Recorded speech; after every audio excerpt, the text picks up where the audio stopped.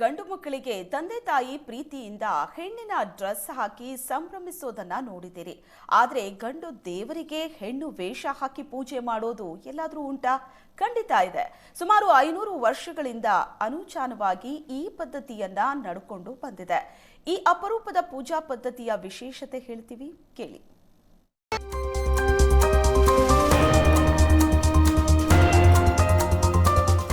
ಇದೊಂದು ಅಪರೂಪದ ಪೂಜಾ ಕ್ರಮ. ದೇವರಿಗೆ 108 ಬಗೆಯ ಅಲಂಕಾರ ಮಾಡುವುದು ಸಾಮಾನ್ಯ. ಆದರೆ ಪುರುಷ ದೇವರನ್ನ ಹೆಣ್ಣಿನ ರೂಪದಲ್ಲಿ ಅಂದ್ರೆ ಶಕ್ತಿ ಸ್ವರೂಪದಲ್ಲಿ ಪೂಜಿಸೋದು ಗೊತ್ತಾ? ಉಡುಪಿ ಕೃಷ್ಣನಿಗೆ ನವರಾತ್ರಿಯ 9 ದಿನವೂ ಹೆಣ್ಣಿನ ಅಲಂಕಾರ ಮಾಡಲಾಗುತ್ತೆ. ಶಕ್ತಿಯ ಆರಾಧನೆಯ ಈ ಅಪರೂಪದ ಅಲಂಕಾರ ಭಕ್ತರಿಗೆ ಹೊಸ ಅನುಭವ ನೀಡುತ್ತೆ.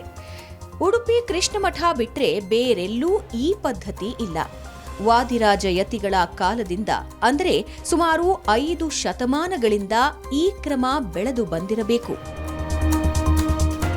ಈ ಸುಂದರ ಸಂದರ್ಭದಲ್ಲಿ ಶ್ರೀಕೃಷ್ಣನಿಗೆ ವಿಶೇಷವಾಗಿ ಲಕ್ಷ್ಮೀ ಅಲಂಕಾರ 9 ದಿವಸವೂ ಕೂಡ ನವರಾತ್ರಿಯಲ್ಲಿ ಮಾಡ್ತಕ್ಕಂಥ ಒಂದು ಸಂಪ್ರದಾಯ ಕಳೆದ 800 ವರ್ಷಗಳಿಂದ ಬರ್ತಾ ಇದೆ. ಇದು ಇಲ್ಲಿ ಮಾತ್ರ ನಾವು ಕಾಣಲಿಕ್ಕೆ ಸಿಗುವಂಥದ್ದು.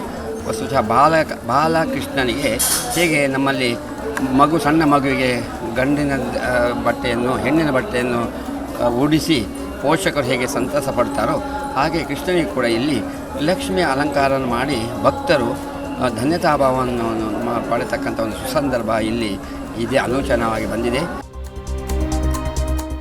ಉಡುಪಿ ಕೃಷ್ಣನಿಗೆ ಪೂಜೆ ಮಾಡುವ ಅಧಿಕಾರ ಕೇವಲ ಯತಿಗಳದ್ದು. ಹಾಗಾಗಿ ಅಲಂಕಾರ ಮಾಡುವ ಜವಾಬ್ದಾರಿಯೂ ಅವರದ್ದೇ. ಉಡುಪಿಯ ಕೃಷ್ಣನನ್ನ ಸ್ವತಃ ವಿಶ್ವಕರ್ಮ ದೇವರು ರುಕ್ಮಿಣಿ ದೇವಿಗೆಂದೇ ತಯಾರಿಸಿಕೊಟ್ಟರು ಅನ್ನೋ ಪೌರಾಣಿಕ ಕಥೆಯಿದೆ. ಹಾಗಾಗಿ ಇದೊಂದು ಬಾಲಕೃಷ್ಣನ ವಿಗ್ರಹ.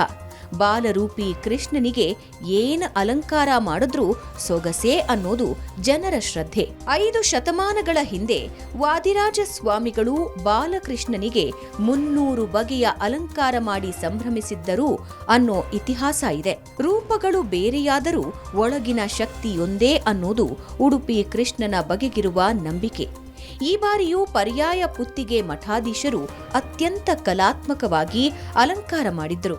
ಮಯೂರ ವಾಹಿನಿ, ಮಹಾಸರಸ್ವತಿ, ಲಕ್ಷ್ಮೀ ಹೃದಯ, ಮುತ್ತು ಲಕ್ಷ್ಮಿ, ಶ್ರೀಚಕ್ರ ಲಕ್ಷ್ಮಿ, ರುಕ್ಮಿಣಿ, ನೀರೇ ತೋರೆಲೆ ಹೀಗೆ ಕಡಗೋಲು ಕೃಷ್ಣದೇವರು ನಾನಾ ರೂಪಗಳಲ್ಲಿ ಕಂಗೊಳಿಸುತ್ತಾನೆ.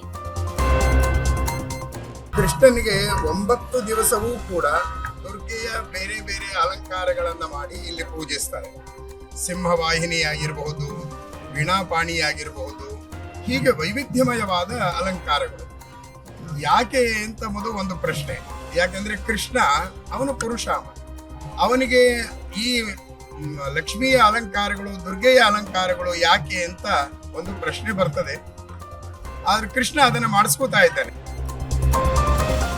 ಕೃಷ್ಣ ಸ್ತ್ರೀಲೋಲ ಅನ್ನೋ ಮಾತು ಕೇಳಿದ್ದೇವೆ. ಆದ್ರೆ ಶ್ರೀಕೃಷ್ಣ ದೇವರು ಸ್ವತಃ ಶಕ್ತಿ ಸ್ವರೂಪಿಣಿಯಾಗಿ ಕಂಗೊಳಿಸುವ ಅಪರೂಪದ ಅವತಾರಗಳನ್ನ ಉಡುಪಿಯಲ್ಲಿ ನವರಾತ್ರಿಯಲ್ಲಿ ಮಾತ್ರ ನೋಡಲು ಸಾಧ್ಯ. ಉಡುಪಿಯಿಂದ ಕ್ಯಾಮರಾಮನ್ ಹರೀಶ್ ಕುಮಾರ್ ಜೊತೆ ಶಶಿಧರ್ ಮಾಸ್ತಿಬೈಲು, ಏಷ್ಯಾನೆಟ್ ಸುವರ್ಣ ನ್ಯೂಸ್.